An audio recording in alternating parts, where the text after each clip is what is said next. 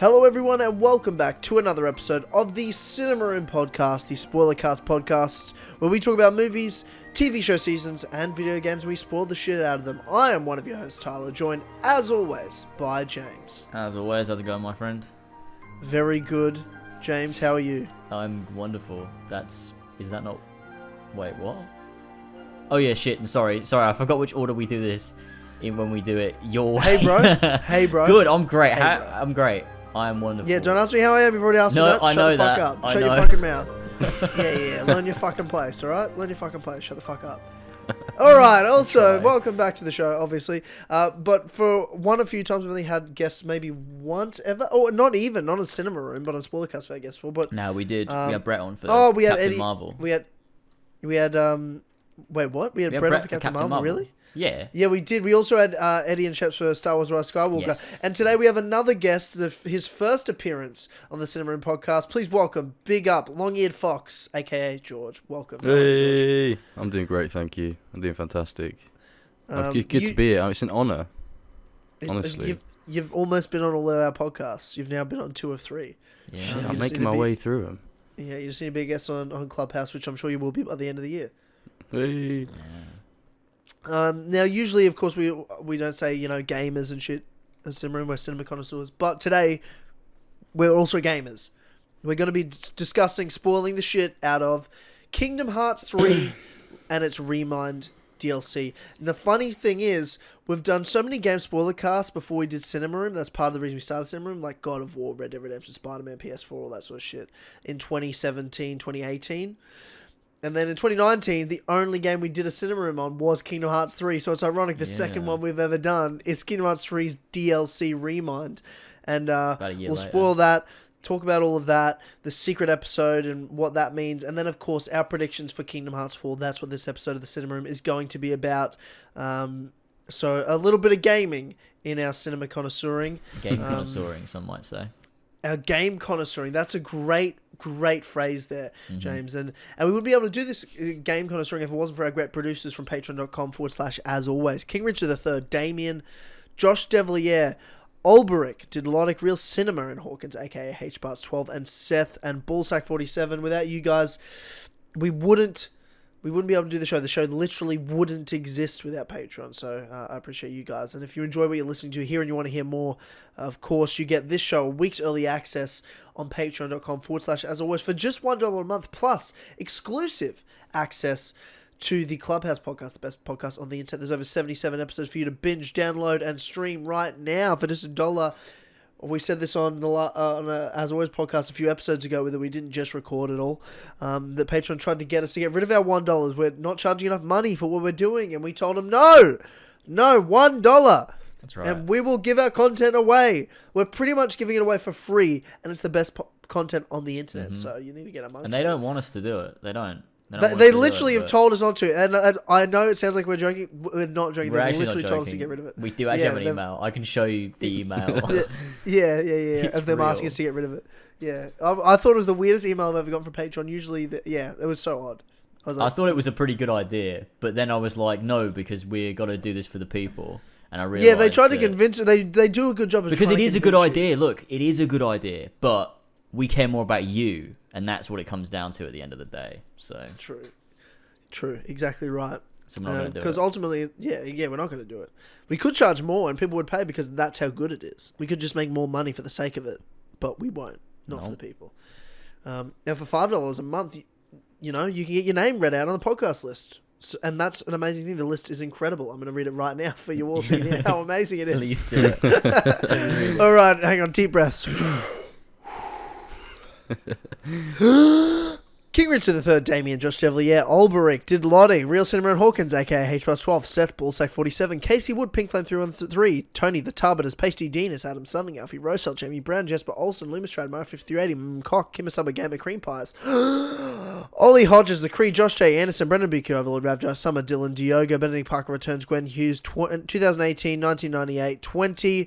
Max H. Jean is doing bits in the coal mines. Owen Brayne, Zeek Collins, Son of Bitch Ogeaidogo, Harris, Bad Assassin, Noel Watchfrews, Coco, Sab, 2557, Nick Miller, the ACMJS, Radok, Kacper Korol, Smexy Dork, Lewis, Kassassin, S-Jaws, Emil Katborg, Josh Amora, Walshy, Ginko Swag, Malha is Chunky Boy, Master Bash, Ashton is on Team T-Bone.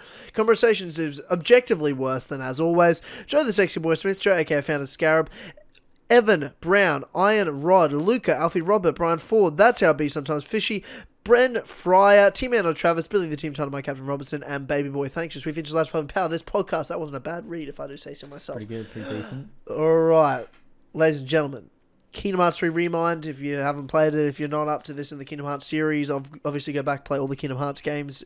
Don't spoil this for yourself. We're about to dive deep. We've talked spoiler-free territory, the three of us, about ReMind, so we're just going to dive right into the spoilers. Yuzora, the secret episode ending. I want to start at the end.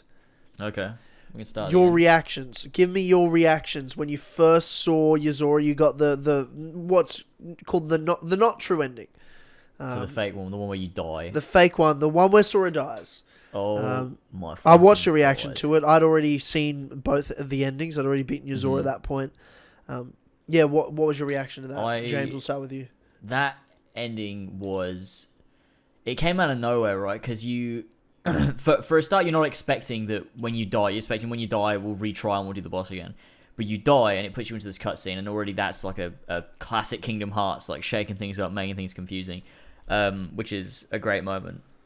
And then you're thrown into, all of these, things that Yuzora's talking about, and you've got these, like, he's saying he's going to save Sora, and you, like, fucking crystallize him and all this shit. And then he's up in the world of Ocean Sky during the day and everything, and he closes his eyes, and then you see him wake up, and he's fucking... Literally, the camera pans out, and as soon as it happened, I'm like, what the fuck is Nomura doing? Because it's literally the Final Fantasy Versus 13 trailer, but it's not. And instead of Noctis, we've got this guy that looks just like Noctis, but he has silver hair and different colored eyes in Yuzora.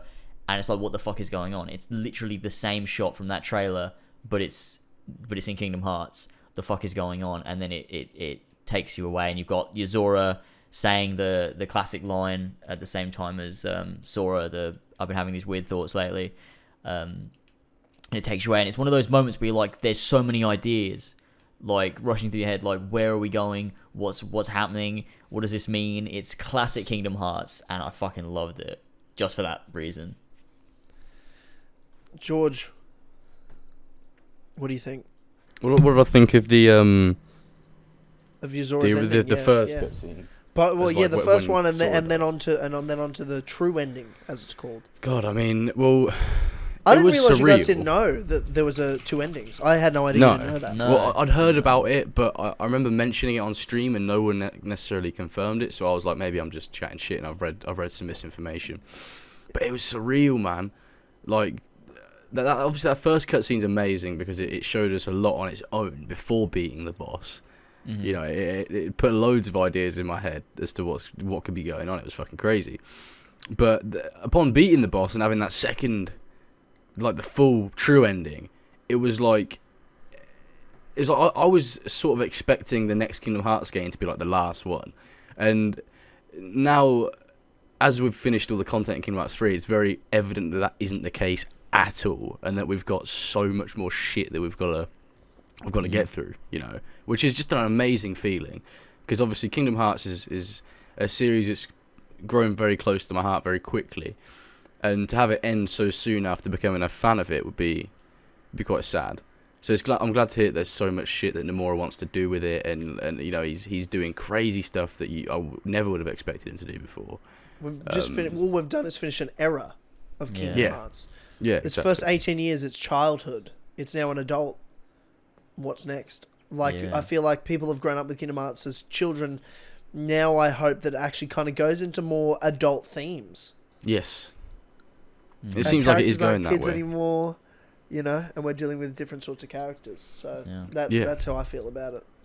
And it's absolutely crazy, just the things that they're doing now, like the way that they're taking this, moving forward, and like that clearly, like Nomura has a plan. Like he's not making this up as he goes along. It feels like he's had this idea for a while, and he finally gets to put it into action. Now he's done with the Xehanort saga, and he's taking this somewhere like there's very clear direction. Everything seems so telegraphed. Like he knows what he's doing. It's very intricate, and that's what Nomura does. He's a fucking madman, and he executes his ideas fucking wonderfully. So I really can't wait to see where they take Yuzora, and all of the little tidbits we get with like Yuzora talking to Sora in that first bit where he's talking about like how he can see him. He's like, "You're like, why are you calling yourself Sora?" Sora's like, "What the fuck? I am Sora." And then he's like, "How did you recognize me as Yuzora when I look like this or whatever?" And it's like, what the fuck is actually going on? Like, what is everything that's happening? And on top of that, the whole theory that Yuzora might be Noctis is nobody, and it ties more heavily into Final Fantasy than before. See, I don't know who any of these people are, right? Like, so when I watched, I was like, oh, I don't get it. Mm-hmm. Like, I was like, it's cool, but like, obviously why do you recognize me as Yuzora and why are you using Yozora's name? Like, that bit, I was like, what the fuck? Yeah. But in terms of the Final Fantasy times, I didn't know that the trailer comparison, like when I saw your reaction to it, I was like, oh wow, you get it. I didn't get it. You guys had such a different reaction to me in terms of the ending part of it. But like the setup to Yuzora was like, holy fuck, what is going on? Like, something that just popped into my head actually. The voice actor for Noctis is the same as the Master of Masters, isn't it? Yeah, it's the same dude that plays both of these characters. Which is like... Holy could be a coincidence, fucking shit. But it might not be. You think it's a coincidence? I didn't know that. Yeah, it's what crazy. What the fuck? And also, something that they said last night on stream is that the game that Yuzora's in Verum Rex means true king in Latin, and Noctis is like the true king of Insomnia in that's the city that he's like the king of in Final Fantasy 15. So it's that'd be too much of a coincidence for him to have picked all of these things and these names for it to tie in. So it looks like, because Final Fantasy 15, like Nomura made that game, but originally he wanted to make Versus 13, which is what it was originally going to be, but it never came to be, and then it became Final Fantasy 15 and developed into something else. And I think he's taking his original ideas for Final Fantasy Versus 13 and he's putting that into this and then tying it into something he's done with Final Fantasy 15. So I feel like, because Final Fantasy's always been a huge part, so I think it makes sense that he's using those themes and characters and he's putting it into Kingdom Hearts and he's changing it so he has full creative control now over it.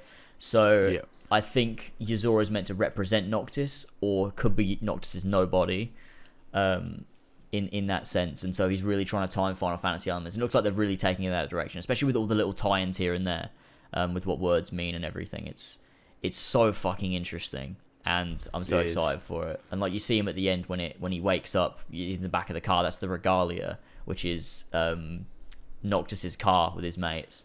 And then obviously in the true ending, you see that the guy driving the car is fucking Luxord's somebody, which is another mental moment. And all these things tied together, and it's like, okay, where are we going with this? And what was the card that Luxord gave to Sora? That must tie in heavily into Yuzora's story. So there's all of those elements. And obviously the car is called the Regalia as well, and you get an item in Kingdom Hearts 3 for beating Yuzora called the Crystal Regalia. Yeah, which is like there's so much stuff that like so many things that point towards link together. Yeah, that point towards Final Fantasy 15 and Versus 13's tie into Kingdom Hearts. It's just taking it to a new place, and it's really interesting to see where they're actually gonna take it and what they're gonna do with it. Because Yuzora's fucking cool. Like, he's a really fucking cool character. So I feel played by Dylan Sprouse. He is played by Dylan Sprouse, which is even better. But I feel like Yuzora might be one of those characters that becomes an ally in time. Yeah. I don't think he's a villain. I think he's going to become a good guy. I think Yuzora... Well, if you look at Kingdom Hearts 2 and you play the start of the game as Roxas, and if you look at Kingdom Hearts 3, you play the start of the game as Aqua. Well, if you look at 0.2 as like the prologue, right? Mm-hmm. Which is what it was supposed to be originally. I see Kingdom Hearts 4's first 3 hours you're playing as Yuzora. Trials, and because he mentioned trials he went through. Yeah, so I believe the prologue to Kingdom Hearts 4 will be the trials Yuzora went through to get there, and it'll end right up to where he's about to battle Sora. Oh, what they could do is maybe, because obviously they understand that putting the prologue that long, that's why they cut 0.2 and made it its own thing, I suppose. Maybe they could do that again, and it'll be the prologue will be a separate piece that's not actually attached to KH4. And in that case, you could have 3.5 remix. It will be there it is. Kingdom Hearts Dark Road HD movie, Kingdom Hearts 3 final mix, and the fucking prologue. Oh my to god! Kingdom Hearts 4. Classic Nomura. But and as well, you could have at the end. Then you could do the reverse on the different endings. So the true ending would be losing the fight, but then you could also have let's have a hard boss fight where you have to beat Sora. And if you do that, oh my god! Imagine having to fight Sora. And it's like the whole battle, but reversed. And that would be like a super hard critical boss fight type thing. That'd be terrifying. Having to fight Sora. I know that would be scary. But they could definitely do that, and that'd be really fun. But I do think they'll have us play as not just fucking Yozora at some point, because I would love that. He's clearly a very important character, and he's got such like a well thought out move set and everything. It feels like they're aiming towards this is character you'll play as at some point with that much thought. Because when we made the data greeting, he has over 50 attack positions, whereas more than Sora, whereas all the other ones have like maybe 15 max. 20, like Sora 15, Sora has a good few, but he has way more than Sora in terms of his different positions you can use. He's a well thought out character with so many different like attacks and abilities and all of that stuff, and it's so interesting. He's such an interesting character. I can't wait to explore him more, and I just hope the next trailers for the next games don't completely ruin and reveal all the story. Again, that'd be great if they didn't do that, but it is very interesting with everything they've set up. I find it crazy how Yozora's only just been introduced, and yet I love his character. He speaks about fucking 3 or 4 times. He's just so intriguing, and like everything they set up is just so interesting. And he's mentioned in the fucking Toy Story world. He is mentioned in the Toy Story world. It's like, what is going on? Because there's a game, like a video in game the character. Toy Story world based Rex on a world that exists. is who set up Rex from Toy Story has set up Kingdom Hearts 4. Do you know how retarded that is? It's so fucking weird. It's so good though. It is so strange, and like it is weird that this obviously Yozora actually exists, and the game that is based on him is actually a real world in the Kingdom Hearts universe for some reason. Like it does exist somewhere, and Rex has a game based on it. Why, for a start, is that a thing? And how does that work? Why does he look like Riku as well? Like, why does he look so similar to Riku? Or is that just purely because Noctis looks so similar to Riku? And they wanted to address it at first. Like, they wanted to address that, he looks like Riku, so they put it in as a little dialogue bit. But also, like, I mean, there's so much they can do with Yozora, and I am so interested to see where they take it, especially with his connection to Luxord, his connection to Final Fantasy 15 and Versus 13 as well. And what Nomura wants to do with the storyline, but it looks like it's going to get fucking complex, because on top of having the Foretellers and the Master of Masters, Xigbar being Lucio and all that stuff we've come to know and we already are familiar with, now we've got to contend with also this entirely new plotline as well with Yozora. Also finding Sora as well as the BBS guys going to the Realm of Darkness, and Riku now having to do a Dream Drop Distance 2 and go into his dreams to try and find Sora. Cool. Everything's just so fucking sick. Like, this is what I talked about yesterday, is that clearly what's happened, I think, is pretty obvious, is that Sora has fell into a sleeping world. And Yozora, because he wakes up from a dream after fighting Sora, he must be slipping in and out of this sleeping world for some reason that we don't know yet. And Riku is also dreaming of it. So Riku's got to go into the sleeping realm and find Sora, because he's already been there, so he gets how it works, whereas Yozora doesn't, and he's just accidentally slipping in and out for some reason. So maybe his heart is tied to Sora for some reason, like so many characters are. And that's what it comes down to most of the time, is people have a connection to Sora. That's how they come into contact with him.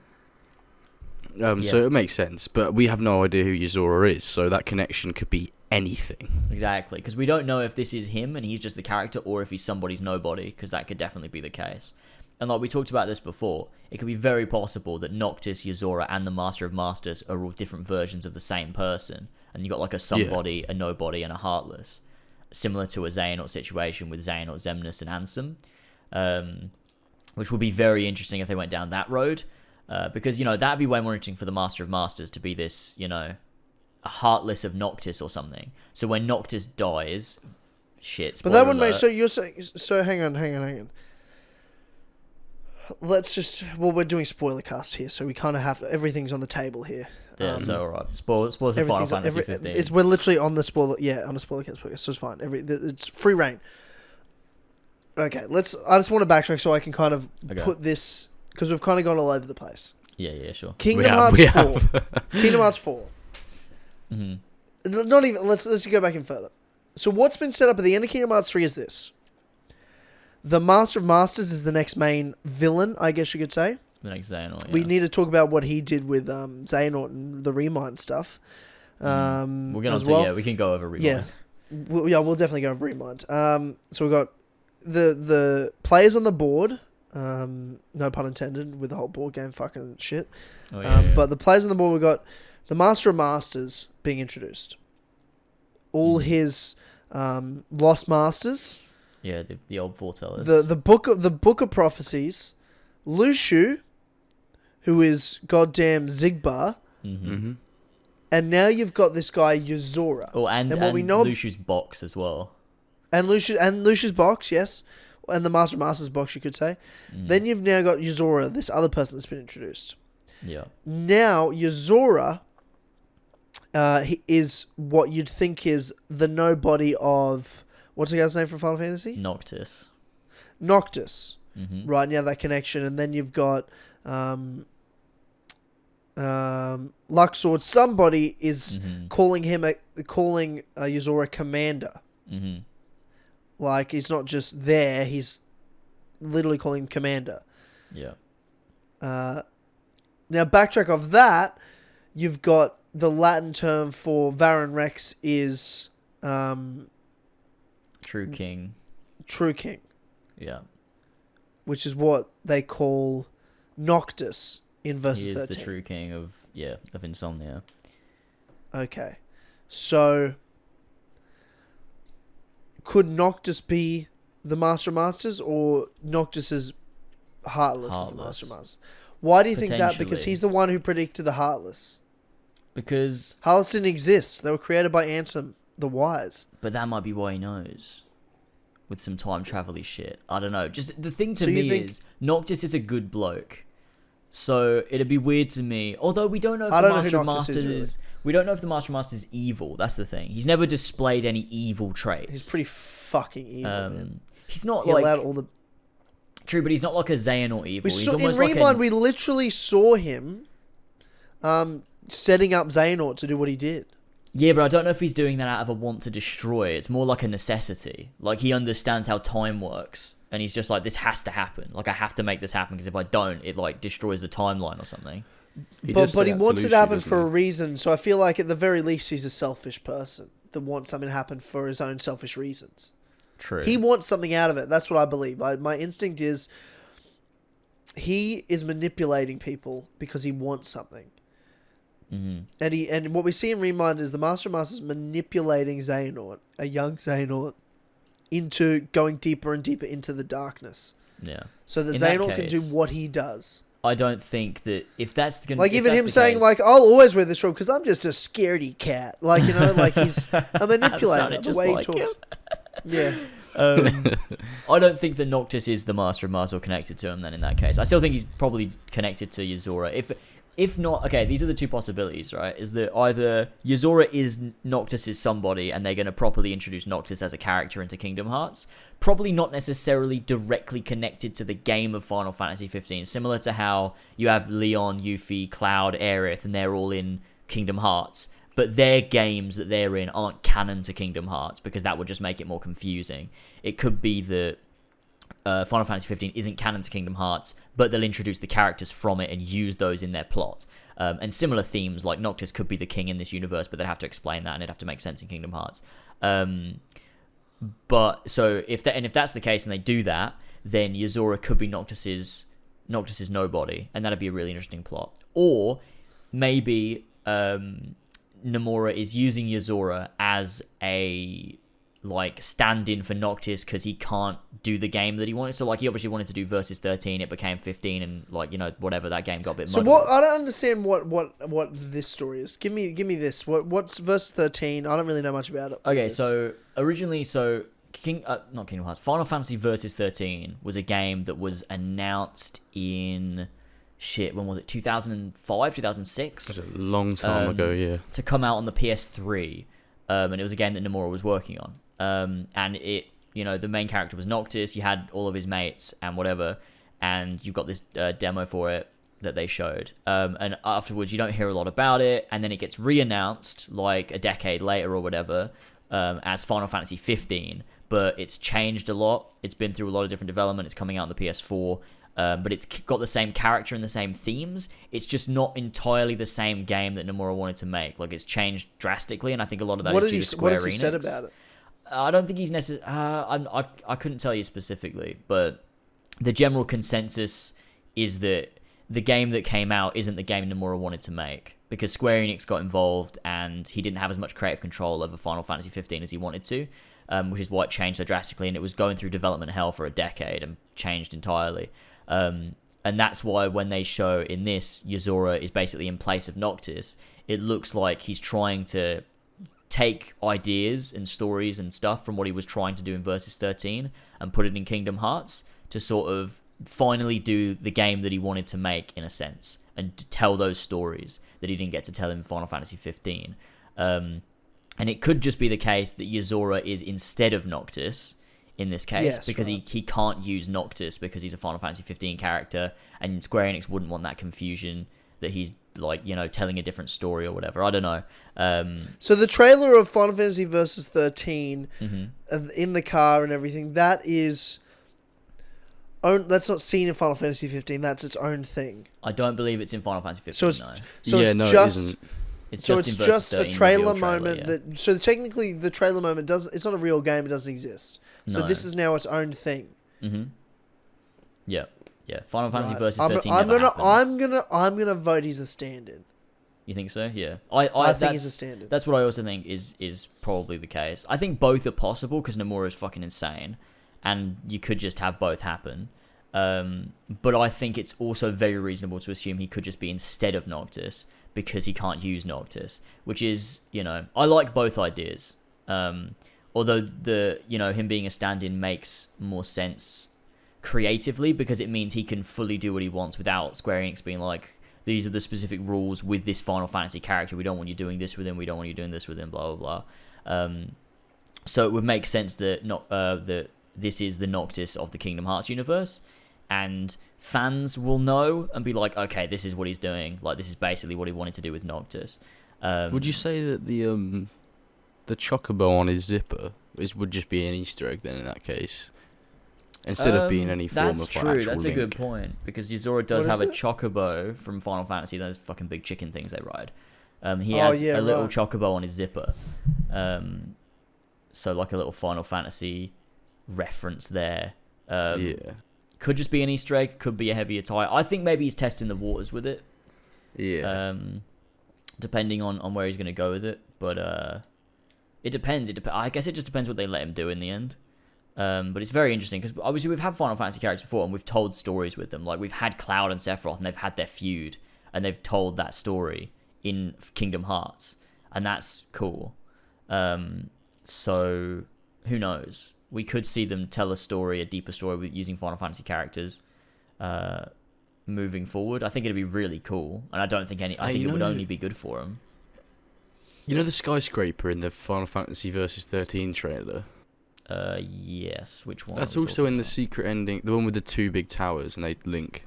Let me put a screenshot. Oh, I know what you're talking about. Yes. Yeah, that's also in the secret ending of Kingdom Hearts 3 as well. It is, isn't it? Look, I've put a picture of it into the chat on Skype. You're right. It is. That's really interesting. Crazy. Let's have a look. Holy shit! Yeah, right. That's really There's so many parallels drawn between the two. It's fucking crazy. Yeah. So it does look like what he's doing is he's realizing Versus 13 in Kingdom Hearts. I think that's a way more, which is what he wants to do, realistic. Mm-hmm. Yeah, I think that's probably what he's doing. Yeah. Now, here's my thing. Do you want to... I'm going to give you a pitch here for the next era of Kingdom Hearts. Okay. These are the next 3 games we're going to get. So we've got this... well, we've got the Xehanort Dark Road, right? Whatever. Yeah. Kingdom Hearts Birth by Sleep 2. Mm-hmm. With the Birth by Sleep characters in the Realm of Darkness. Because you saw them all go to the Realm of Darkness, find Sora. Yeah. Kingdom Hearts Dream Drop Distance 2. Mm-hmm. Where it's just Riku yeah. trying to wake up Sora. And then you've got this Kingdom Hearts 3 final mix with the Yuzora prologue and then Kingdom Hearts 4. Mm-hmm. That sounds pretty Kingdom Hearts realistic to me. What do you reckon that Shion, Roxas, and Axel are doing? Are they up to anything? Have they set anything up? No, they were what they said in ReMind or in exploring the data of the Twilight Town, the other Twilight Town. Yeah, that's all they're doing. So they're They're just chilling. So Recoded 2. Please give it to me, Nomura. Oh, God. Imagine that. Holy fuck. Oh my Holy god. fuck. But yeah, that's what they're doing. They're exploring the data of the other Twilight Town. Okay. From Ansem the Wise or whatever.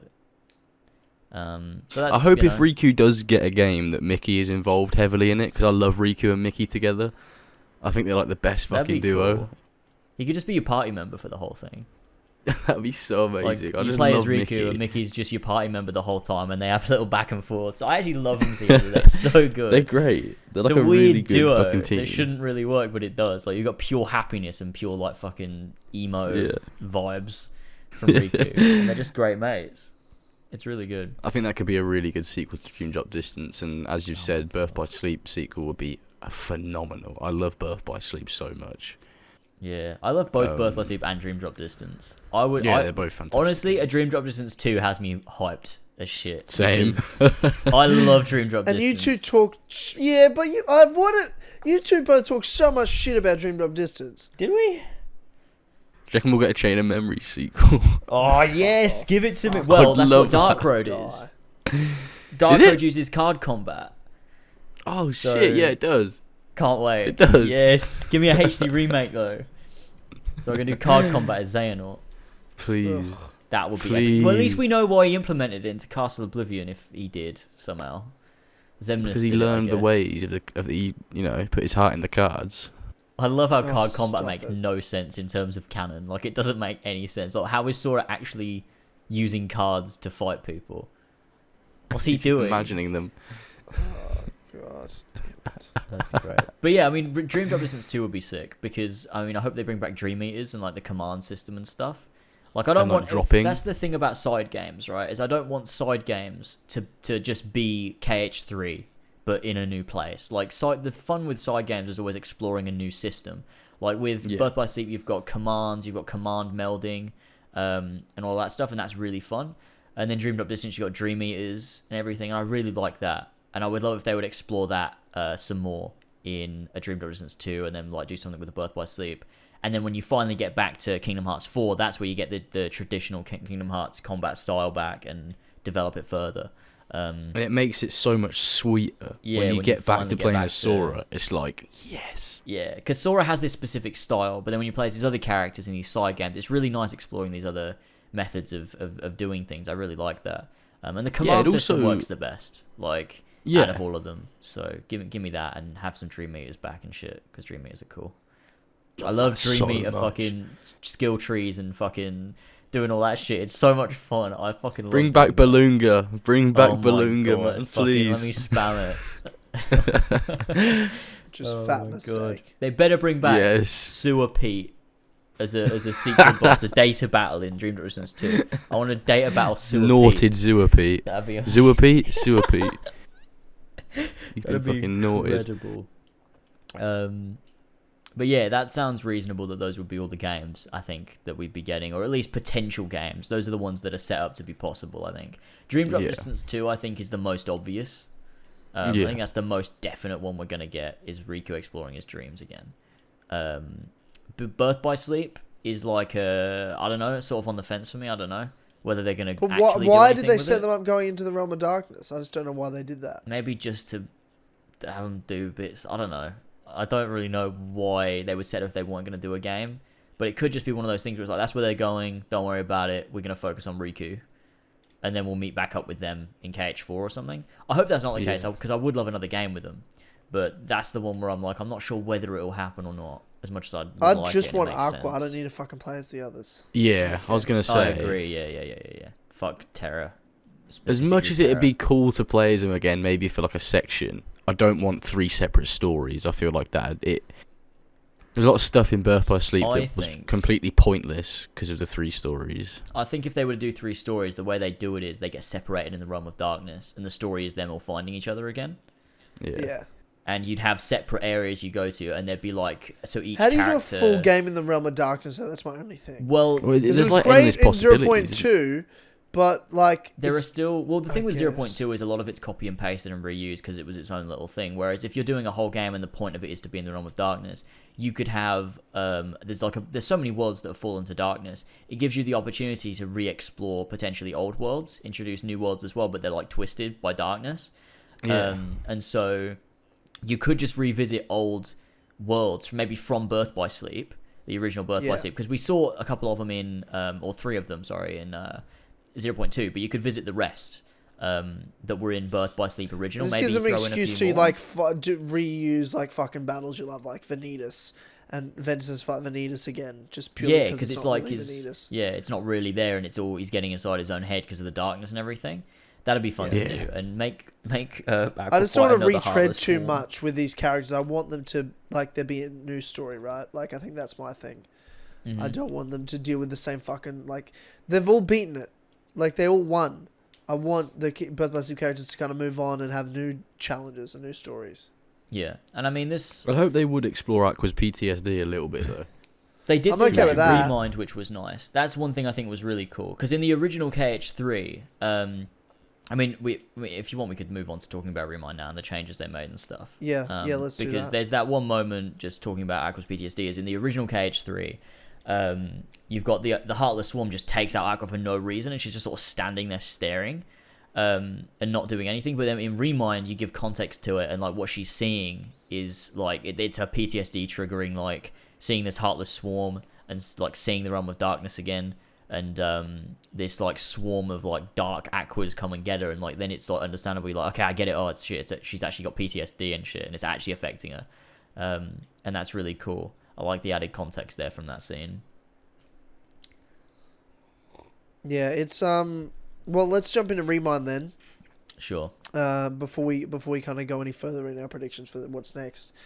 So what were your overall thoughts on ReMind? Not the data battles, not Limit Cut, not the secret episode. Just the ReMind story of Sora tracking down Kairi's heart and putting her heart back together. Like, where do we stand on that? I was gonna let George go. Okay, thank you. Sorry, I never know when to go. I thought the whole of ReMind was done a lot better than the actual last 5 or 6 hours of the original Kingdom Hearts. Yeah. It adds a lot more shit that it's almost like they forgot to put in. Like, a lot more depth to the character moments and stuff like that. Like, you know, when Roxas comes back, you get to play as him, and you know, it sort of adds more usefulness to Kairi. Kairi did nothing in the original Kingdom Hearts ending. Yes, Kairi does bits in ReMind. She's fucking taking on Denis. She fights Xehanort alongside Sora. Like, that's crazy. That's great. That fucking shot. And their dual move. And their dual move they have. Oh, with the wings. And then when it calms down, all the feathers float, and in the feathers you can see little images from past KH games. With Sora and Kairi together. Yeah, crazy. It's really fucking amazing cool. Moment. So good. And you've got that shot as well where they're standing side by side and they both get their Keyblades out and they're both standing next to each other, ready to fight Xehanort. That's a great fucking shot. So good. Yeah, it's really fucking cool. I never thought Kairi would have a cool triumphant character moment. Yeah. But she did, because in KH2, again, she was shit at the end of KH2. She did pretty much nothing. She just gets, fucked up. And that's what she does for like the whole entire franchise. And to see her actually, you know, she was training with fucking Axel Lee. Like, she was training with him, wasn't she? And in the original Kingdom Hearts 3 ending, that training, you don't see any of it. No. She just gets fucked up. Whereas in ReMind, when she actually does shit, it's so cool to see. It is because really it shows cool. that progression of her character that I think she was lacking for a long time. It's very nice. And also on top of that, you get the for the entirety of ReMind is the whole ending is rescored and finished, because like it's like they didn't finish the soundtrack for the end. It was just like reusing old sounds, but they let Yoko Shimomura actually finish the soundtrack properly. So all these final scenes, like when the BBS characters unite, you have a different version of their like theme together. You've got that incredible version of The Other Promise when you start playing as Roxas. There's like orchestral, like fucking epic battle music, which is incredible. You've got the change of music when Xehanort kills KHIII and summons Kingdom Hearts. That makes that moment so much more dramatic, because in the actual base game, there's no music; it's just silent, which is so weird. It's crazy. And you've got that incredible music, as well as like the music for the rest of it. Like, there's just so many great little pieces of music that just add and make it feel like a fuller experience, which is way better. Mickey moment. The Mickey moment. Oh my god. That is that moment. My favourite Kingdom Hearts moment of all time. It's So Wait, good. really? officially my favourite Kingdom Hearts moment. The When music, you're playing as Mickey. the way Mickey just fucking gets up and because we never see Mickey really, only like sometimes, and like we never see him this full, because he's meant to be so fucking powerful. It's Mickey Mouse. And we see him fucking get up and stand up against all these different versions of Xehanort all on his own. Fucking no fucking goosebumps. health. And he just like does them all in and fucking summons that massive fucking lightsaber thing and just fucking obliterates all of them. It's so fucking sick. And then he teams up with Sora, and it's incredible. And straight away after that, you're put into the moment with Sora reconnecting all of the keyholes so that he can get to all his friends. That's awesome. And the music, like moment. it's the Link to All, which was introduced in Dream Drop Distance, that piece of music, Link to All, which is like a really cool version of Dearly Beloved. And it starts off really slow, and every time you hit a keyhole and join them up, the music like swells, and you get more instruments join in until you've got this full piece of music by the end of it, and he saves all his friends, and it's like, my god, it's perfect, and it goes hand in hand with the original base game ending to just flesh it out and make it even better than it already was, to this point where the How's base the group KH3 battle, is though? just like, oh my god, the group battle. Unless you're playing on critical and George has the controller, in which case it takes you an hour. But you know, I was so shit at that battle, but it was a fucking amazing moment.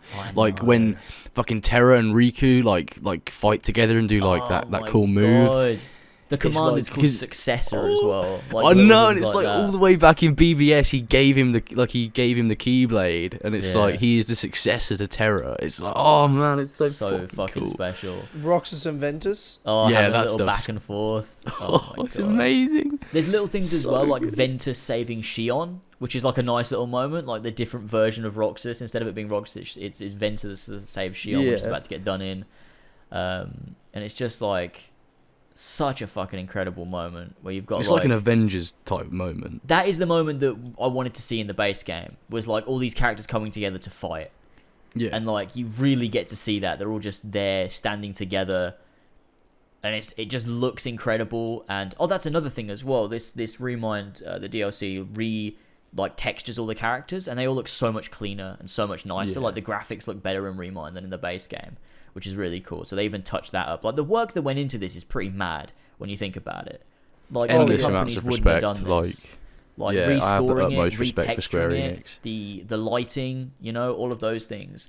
The shaders. Also, they redid the CGI cutscenes as well to look more like original, like KH1, KH2 CGI cutscenes, where they look really like I don't know what you call it, like Sort of like there's a hazy. glow. Yeah, there's like a glow Yeah. and this haze to it, which makes it look very dreamlike. And in KH3's original base game, it didn't look like that, but in ReMind they remade it, and now it does, which is brilliant. And it goes to show like all the work that's gone into this, all of these absolutely incredible moments, and then you get this great boss battle at the end with Xehanort, and it's just brilliant, the whole thing from start to finish. I mean, maybe not start to finish, the first bit of it is a lot of exposition, which is it's good stuff, but it's a fucking lot. Like you've got the first cutscene with Luxord and Xigbar, which is which is good. I think that gives a little bit of insight into Xigbar and his past, and like Luxu's past, or not Luxu's past, Luxord's past, where Xigbar's like, the question is, who are you, Luxord? And it's like, oh shit. Well, now we know who he was, and what's that connection there? How does he know that sort of thing? Which is interesting. Then you've got the stuff with the Master of Masters and Xehanort, and that he sort of sent Xehanort on his path a long time ago. Yeah, let's talk about that. Like, we've touched on it, but there were some really important lines of dialogue, I feel like. Yeah. In that scene. That was like a good 10-minute nearly piece of dialogue. What do you think the Master of Masters was trying to achieve there? Would you think it was simply to manipulate the events that came forward? I feel like it was also telling us stuff about the Master of Masters. Like, even asked, what's your name? And then they cut it out. Yeah. Like, he tells him his name, and he looks pretty shocked, though. Like, Xehanort looks like he recognized it. Yeah, exactly. So, I don't know. But it is interesting. It sort of goes to show that the Master of Masters is still orchestrating things even after he left the Foretellers to do their thing. Which I think we always knew, right? Like, yeah. So it's like, did he time travel, or has he been just waiting and hiding? Because like fucking Luxu says, or Xigbar says at the end, that he's changed his form several times. So he's had a couple of lifetimes before he became Xigbar, which means it's been a while. Which we already knew it had been a while, but it's been like it's a bit confusing how long it's been since the like era of fairy tales and then like Birth by Sleep. I always assumed it was like thousands of years, but who knows? But that's, so you get to see that he's been orchestrating shit, and he had a hand to play in what Xehanort does, but we still don't know his motivation, and he's a very interesting character. I like how charismatic he is, and how he's not your typical villain. He's not like Xehanort at all. No, he's not at all. That's what's such a great part about it, right? Mm-hmm. We're not getting just another Xehanort, some hungry, someone that wants the darkness. You don't really know what he wants. You don't know whether he's on the side of light or dark. He's somewhere in the grey, probably. Yeah, he's a very mysterious character. You can never know what he's going to do next, really, because he's the only one that knows his plan. Yeah, keeps it plays it very close to his chest. Makes him super compelling, and I like that clearly there's a plan here, and it's nice to see it unfold. And it's weird that the story with the Master of Masters started. It was probably, was it about 3 years ago now? Jesus, yeah, it did. Yeah, a bit longer than that if you're counting the rest of Union Cross.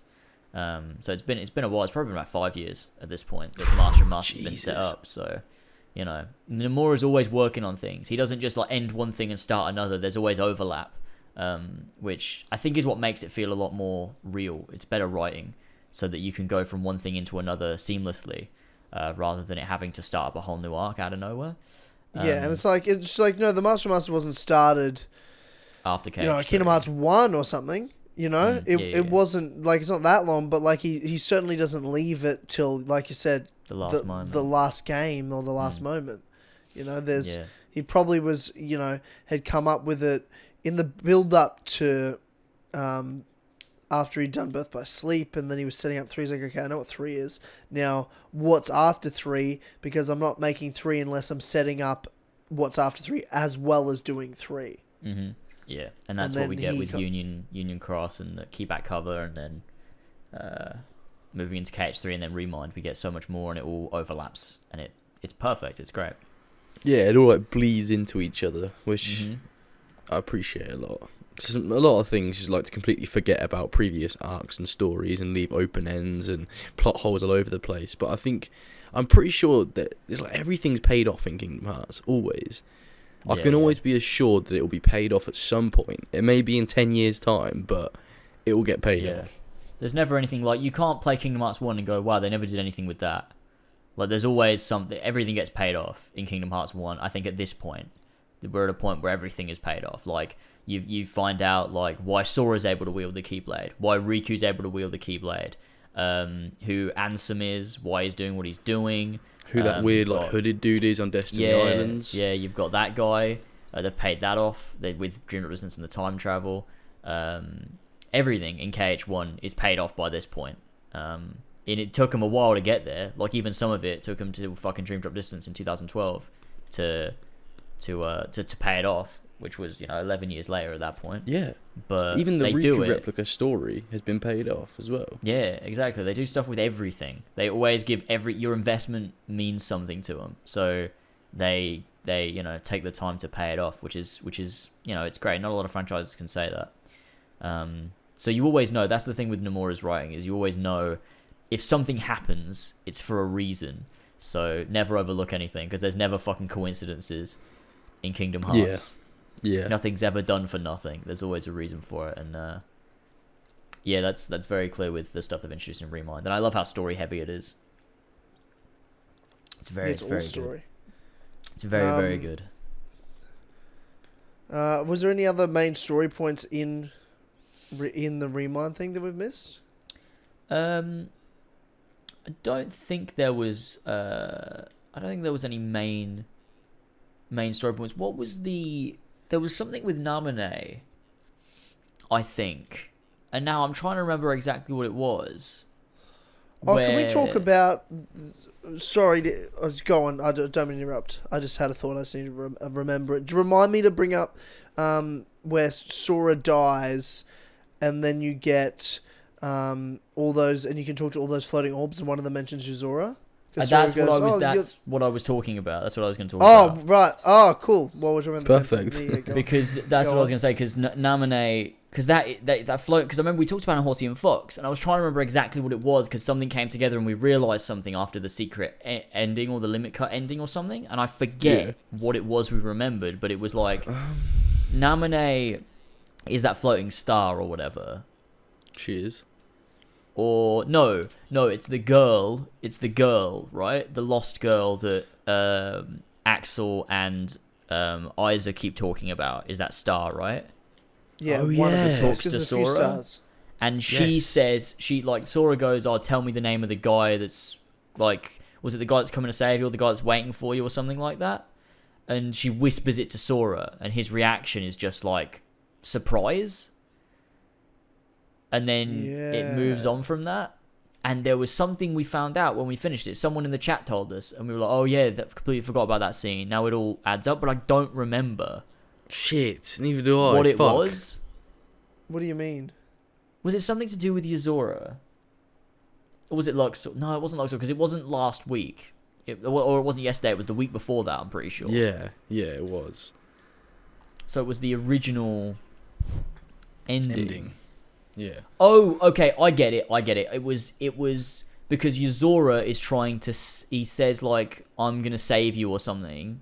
It's like, "I promise I'll save you." I was told to save Sora. Yeah. Yeah. What do you think that means? And I think that might have something to do with that star that we see in that cutscene in the final world. Well, do you think the name that she whispered to Sora was Yuzora? And the reason why he was surprised is because he's like, "What the fuck? That's a video game character from Toy Story." Yeah, exactly. Yes. I think, that's exactly what happened, yeah. And so Sora's like, "Oh, what? Like, that's weird." And so, I think Yuzora's the one that's trying to save this girl, the girl that both Isa and Axel know. In which case... But why is it... Yeah, that's the weird thing. I've always been like, who the fuck and why the fuck is this Isa and Axel or Isa and Lee storyline with this girl? It's never made sense to me. Like, what is it? Why is it? Yeah, that was something that was completely and it's been going on in for this game. ages, hasn't it? It was only introduced in 3? Yeah, it was only in 3. For some reason, I felt like it was introduced way earlier. I don't know. No, it was just 3. That's why people were so confused about it, because they thought they thought they were talking about Shion for most of it, and then they're like, "Wait, they can't be talking about Shion." So what the fuck is going on? But it's some girl that Ansem the Wise did experiments on or something. Oh my god! She went missing. And created the Heartless, aka the Master of Masters, and that also created Yuzora, the Nobody. Maybe, I don't know. There's endless fucking possibilities where this could go anywhere. It could go anywhere. So what's the Final Fantasy Verse 13 guy's name? Noctis. So Noctis is with the girl. So is Lee and Isa. Heartless Master of Masters is created. He goes back in time. Yuzora is then created as well. The girl could be that girl from Final Fantasy. What's her name again? Yeah, the blonde one. Yeah, the What's her name? blonde Luna. one. Luna. Yeah, it could be Luna. It could be. It They very could do well could be. that.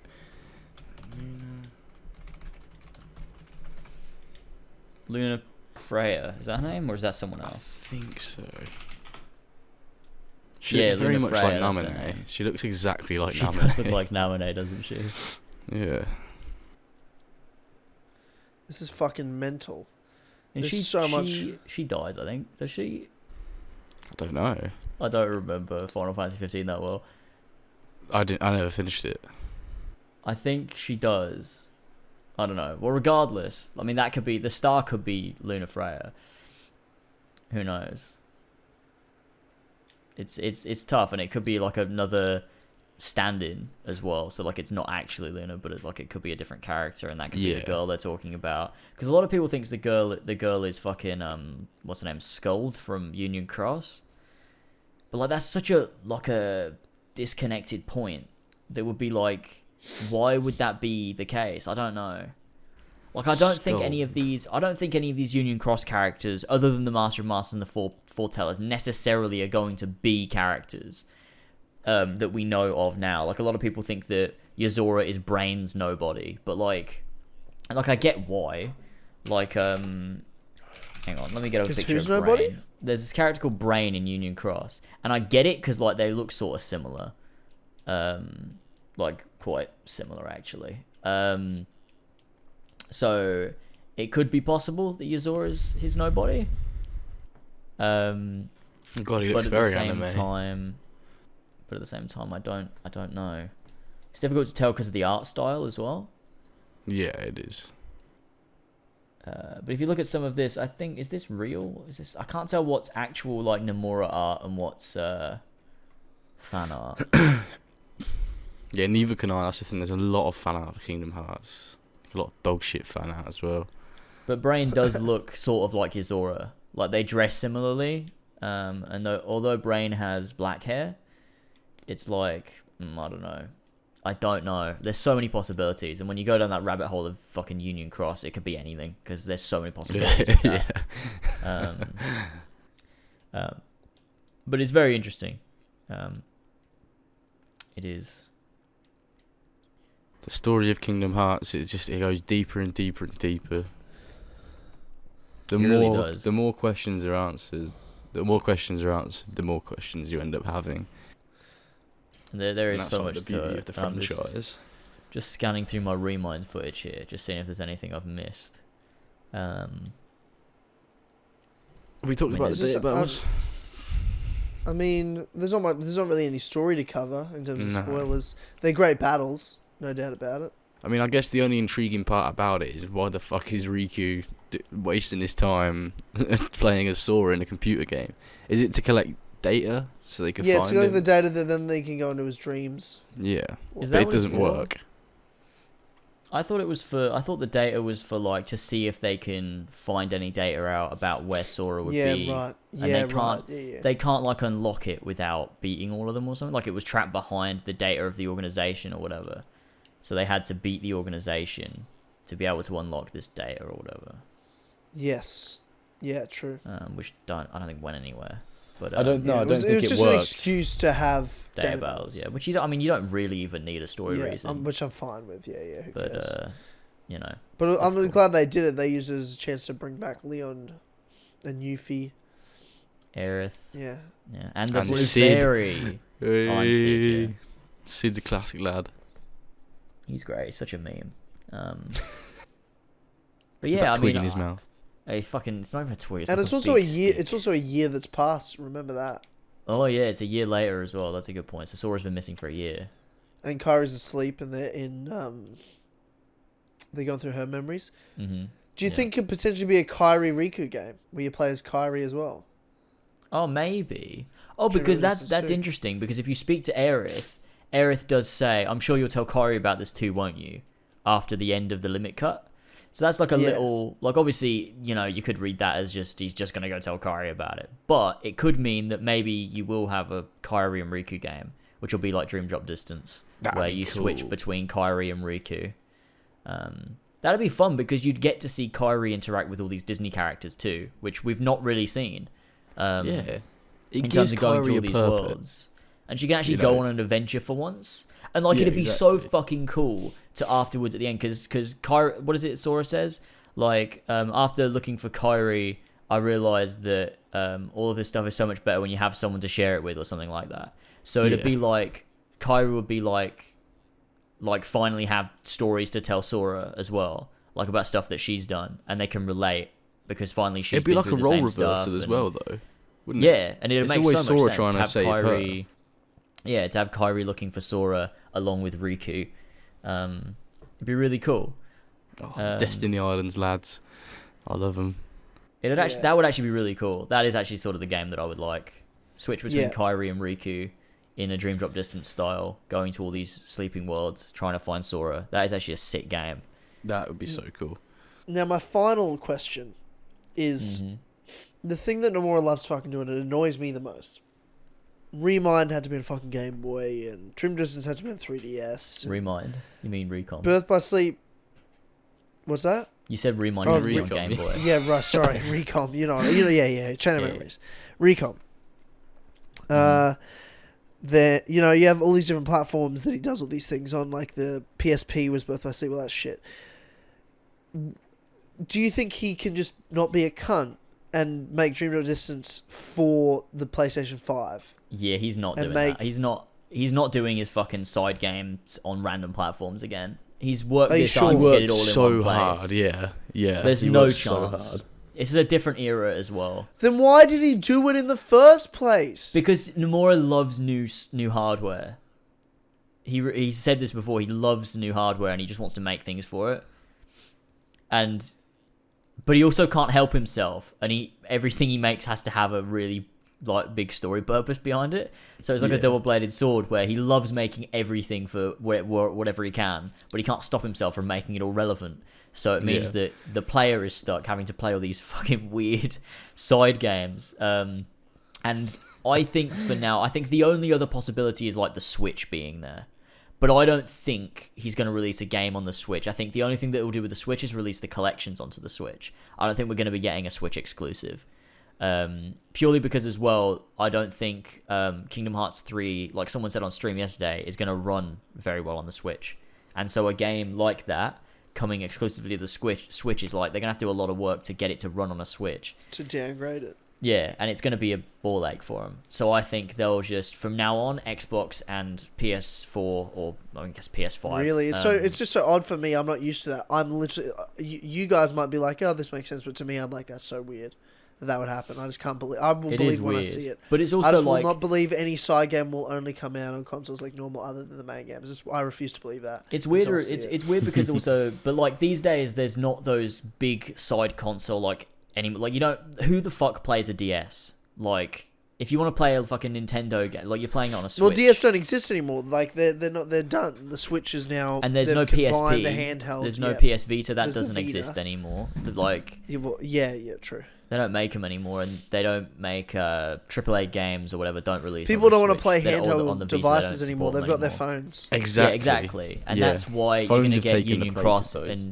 and you're going to get Dark Road, and you're going to be getting these sorts of games that are just... They exist to exist because also Square Enix love microtransactions, and they want to push that as well. Like, what company doesn't? So those always exist, but we'll get those in the form of movies when they're relevant. So I'm not too worried about that. I think with this next Dream Drop Distance, if that's what they do... I can't believe we're getting another Dream Drop Distance, probably. I really hope so. I want it so bad. But I reckon you motherfuckers talk so much shit about Dream Drop Distance afterwards, and I was so I don't remember why. It pisses me off that you, and it annoys me more that you refuse to remember, because you talk so much shit, and I would be like, fuck, Recon sucks. You goes like, it's better than Dream Drop Distance. I'm like, how in the fuck is it better than Dream Drop Distance? You fucking idiots. I remember it, but I don't remember feeling it. Like I can't remember the emotions that went into forming that opinion. Because I love Dream Drop Distance. It just should have been Riku's game, and Sora's just got it in the way. I'm like, shut you fucking idiot mouths, you fucking. I like all of it. I like it for what it is. I don't need it to change. I just like it.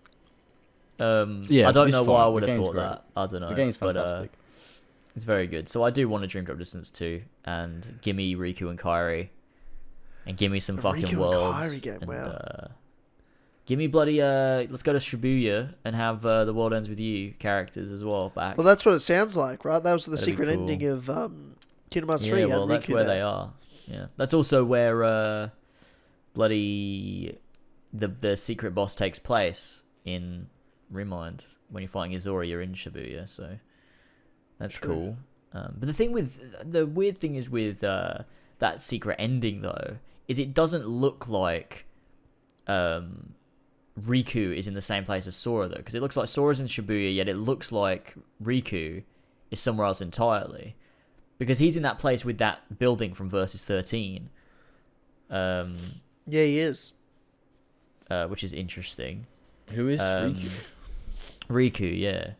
That's where that shot you put in the Skype chat, that's where that comes from. That's It's when from where Riku's Riku is, walking that's along not the from floor, where Sora is. and the camera pans up, and then you see Yuzora sitting on the edge of that edge of the building. And the last boss of Dream Drop Distance 2 is Riku v Yuzora. We're going to fight him again. You gotta fight him again. Riku v Yuzora, that would be so fucking sick. That would be cool, because they're like the same guy. It'd be like fucking the most anime fight you've ever seen. Like, even more so than the fucking Roxas v Riku Kingdom Hearts 2 one. Yeah. Oh my Fuck. god, that'd be so cool. You could do it in Riku's Dive to Heart, that even though it would make no sense. Or Yuzora's Dive to Heart, that'd be cool. God, that I cannot wait for the future of Kingdom Hearts. I've just been more excited. I think I was with Kingdom Hearts 3. This is a very different feeling to that. This feels like a return to form to me, in terms of, I think Kingdom Hearts 3 for me wasn't as good as this, purely because a lot of it was ruined in the marketing material. Whereas going into ReMind, I didn't know anything really. I watched the first 2 trailers and then I stopped watching any promotional footage. And just went in, not knowing much, and it was so much more enjoyable that way. And so I think with, a next big title, I'm just gonna stop watching stuff. I think, like, I'll watch the first trailer or something, but I think then I'm gonna stop, because I would rather enjoy Kingdom Hearts. And that was one of the things that soured my experience with KH3, is purely just knowing too much.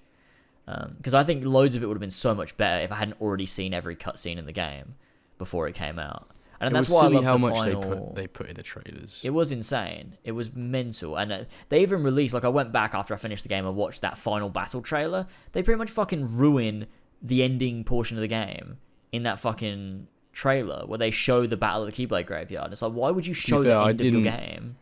I didn't watch that one. Like, I watched the first 2 trailers for Kingdom Hearts 3 and then didn't watch any more until it came out. There's no way you only watched 2 trailers. Yeah, I literally didn't watch any more than that. I watched like maybe not 2, The Pirates but like one, it was like the Monsters, same Inc. one, world. Toy Story. I watched the one, Monsters Inc. one.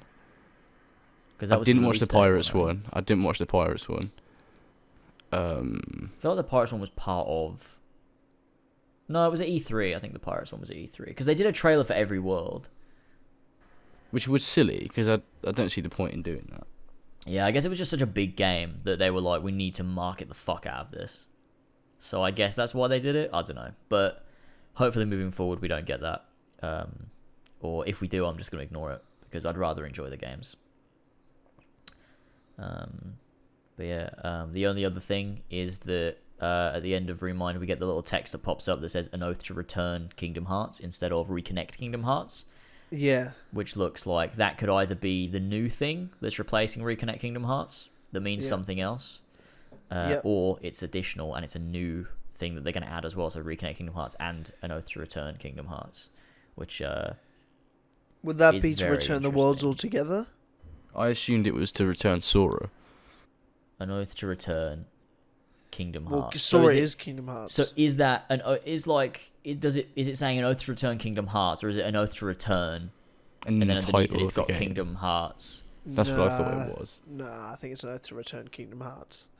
It's like a full sentence. So like reconnect Yeah, it's Kingdom a full Hearts. sentence. It's like an instruction. Yes, correct. So an oath to return Kingdom Hearts. I feel like that means maybe it is returning the worlds back to before. Back to the I before agree. the Master Especially of with Masters got involved. Yes, 100%. So That's what I believe. reconnecting all the worlds together again in one plane. Yes. The final ending of Kingdom Hearts as a franchise. Yeah, that'd make a lot of sense. That they return Don't Kingdom even say Hearts that. and they fix the world. So It it's has to back end. to normal. It can't go forever. Like nothing. Everything. Yeah, nothing good lasts forever. No.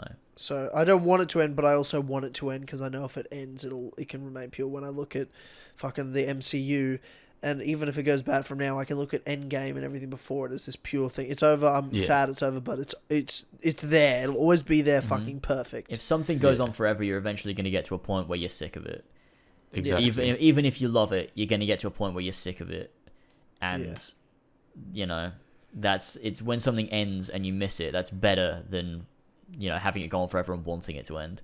So all good things got to come to an end. Yeah, and it'll be sad. I'm gonna cry like a baby. It'll be great. I will cry like a baby when Kingdom Hearts ends. I know. So will I. It's insane. I still remember fucking crying at the end of Kingdom Hearts 2. Really? Fucking when they get back to Destiny Islands, and It's a beautiful moment. And you get all of them, like, he's there on his own and whatever with Riku, and then everyone shows up, and it's like, you're home. It's so good. And then they do that reverse moment, but with Aqua in KH3, which is good. That's another moment where I fucking cried. When she comes back and she's just like... She's like, when did this fall to darkness? And Riku's like, no. You're in the realm of light. Oh, it's so good. Oh, and my she's like, God. she just can't believe it. It's so good. Oh, I mean, God! I always loved the bit in the cinematic trailer where Sora's hand reaches through the water and Aqua reaches up to Sora. It's like, so good. And they put that in the game. It's in Kingdom Hearts 3, that scene. So good. So fucking good. It's fantastic. Kingdom Hearts is bloody brilliant. And I love it. And with that, let's wrap this one up. That's it. Brilliant. Incredible. ReMind. I still know we're going to get comments saying, why didn't you talk about this thing? But I'm feel sorry. like we covered a lot. We did our very best. We did. To cover everything. Obviously, there's a bunch more changes in the game that were brilliant. And they did a fuck ton of stuff. So I'm happy with all of it. But there we go. All right. Thank you to our Patreon producers. We got King Richard III, Damian, Josh Devillier, Olberik, DIDDLOTIC, Real Cinema, Inner Hawkins, A.K.A FoundedScarab, and Seth, as well as Bullsack47. Thank you all so much. If you like what you're listening to here, if you're listening to this in the public domain on iTunes, SoundCloud, Spotify, or YouTube, and you want more, you can head over to patreon.com/as always, where we release these episodes of the Cinema Room podcast on everything that we do, which is usually, we're trying to do a lot of new stuff these days. That's pretty much what we're focusing on, is new content, rather than visiting old films and whatnot. You can go ahead and get it a week early over on patreon.com/as always for just $1, as well as every other week getting access to the exclusive Clubhouse podcast, which is on our Patreon as well, which is the best podcast that you don't want to miss. It's a ton of fun, and you can get all that for just $1, as well as early access 24 hours to big projects that me or Tyler work on in the future. So go ahead and check that out. As well as helping support as you get a ton of extra stuff. And to thank everybody pledging $5 or more, we've got the big old list here. King Richard III, Damian, Josh Devillier, Olberik, DIDDLOTIC, Real Cinema, Hawkins, A.K.A HBoss12, Seth, Bullsack47, Casey Wood, Pink Flame 313, Tony, The Tarbiter Pasty, Denis, Adam Sundling, Alfie Rowsell, Jamie Brown, Jesper Olsen, Lumistrad, Marify 380, Mmmmmm, KEMOSABE Gamer, CREAMPIES, Olly Hodges, The Creed, Josh J. Anderson, Brendan WQ Overlord, RAVJAI, Summer Dylan, Diogo, Benedict Parker Returns, Gwen Hughes, 2018, 1998, 20, Max H, Gene is doing bits in the coal mines, Owen Brayne, Zeek Collins, Son of Bitch Ogeaidogo, Heresy Bat Assassin, Noah Watts, Furious Coco, Sab2557, Nick Miller, the ACMJS, Radok, Kacper Korol, Smexy Dork, Lewis, Kassassin, S-Jaws, Emil Katborg, Joshua Mora, Walshy, Ginko Swag, Malhara's Chunky Boy, Master Bass, Ashton is on Team T-Bone, Conversations is objectively terrible, Joe, the Sexy Boi Smith, Joe, A.K.A FoundedScarab, Evan Brown, Iron Rod, Luca, Alfie Robert, Brian Ford, That's How It Be Sometimes, Fishy, Ben Fryer, T-Man or Travis, Bill the Titano, Captain Robertson, and Baby Boy. Thank you all so much. You're all bloody fantastic.